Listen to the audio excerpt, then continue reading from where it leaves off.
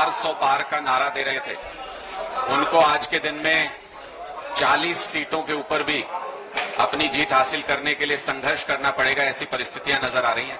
हरियाणा में भारतीय जनता पार्टी 10 उम्मीदवार घोषित कर चुकी है। उनमें से 5 उम्मीदवार ऐसे हैं, सिरसा से अशोक तंवर जी, हिसार से रणजीत चौटाला जी, 5 उम्मीदवार कुल मिलाकर के कुरुक्षेत्र से नवीन जिंदल जी, फरीदाबाद से कृष्णपाल गुज्जर जी और सोनीपत से मोहनलाल बड़ोली जी। ये 5 उम्मीदवार ऐसे हैं जिन्होंने अपने चुनाव प्रचार अभियान का शुरुआत किया तो हर जगह पर इनको विरोध का सामना करना पड़ा। मोदी की गारंटी नाम के पोस्टर को लोगों ने फाड़ दिया और इनसे सवाल पूछे कि पिछले 10 साल में क्या ऐसा काम किया है कि आपको दोबारा से वोट दिया जाए, तो ये लोग जवाब नहीं दे पाए और बाकी 5 उम्मीदवार अभी तक अपना चुनाव प्रचार शुरू नहीं कर पाए। तो हरियाणा में जगह जगह पर गांव-गांव में भारतीय जनता पार्टी के उम्मीदवारों का पुरजोर विरोध हो रहा है और इससे स्पष्ट संकेत मिल रहे हैं कि हरियाणा से 10-0 से इस बार हरा करके भारतीय जनता पार्टी को भेजेंगे। इंडिया गठबंधन जीतेगा, एनडीए हारेगा। मुझे लगता है उसके बारे में उन्होंने खुद ही स्पष्टीकरण दिया है पूरा, और वो उनका चूंकि निजी बयान है तो उनके स्पष्टीकरण को इस बारे में कंसीडर किया जाना चाहिए, उस पर हमारा कमेंट करना उचित नहीं।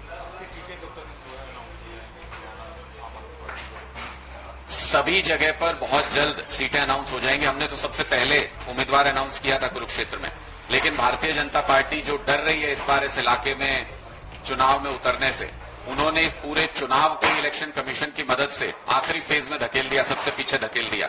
जिस इलाके को कभी अपना मजबूत गढ़ बताते थे, आज वहां पर चुनाव लड़ने से घबरा रहे हैं और उस चुनाव को पीछे धकेल रहे हैं।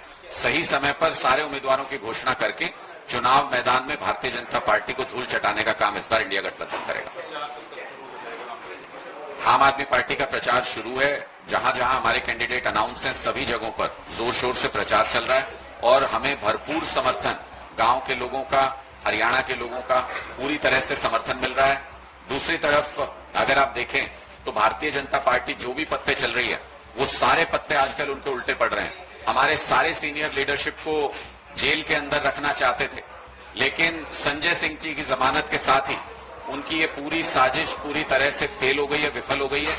अब 7 तारीख को पूरे देश के अंदर हम लोग उपवास कर रहे हैं अरविंद केजरीवाल जी की तानाशाही तरीके से की गई गिरफ्तारी के खिलाफ। हरियाणा के अंदर भी कुरुक्षेत्र में ब्रह्म सरोवर के निकट हरियाणा के सभी कार्यकर्ता एक दिन का उपवास रखेंगे 7 तारीख को, इस तानाशाही के विरोध में जो देश को बर्बादी के कगार पे धकेल रही है। अगर आप ये वीडियो YouTube पर देख रहे हैं तो हमारे चैनल को सब्सक्राइब करें और बेल आइकन को दबाना ना भूलें। अगर आप Facebook पर ये वीडियो देख रहे हैं तो हमारे पेज को लाइक करें।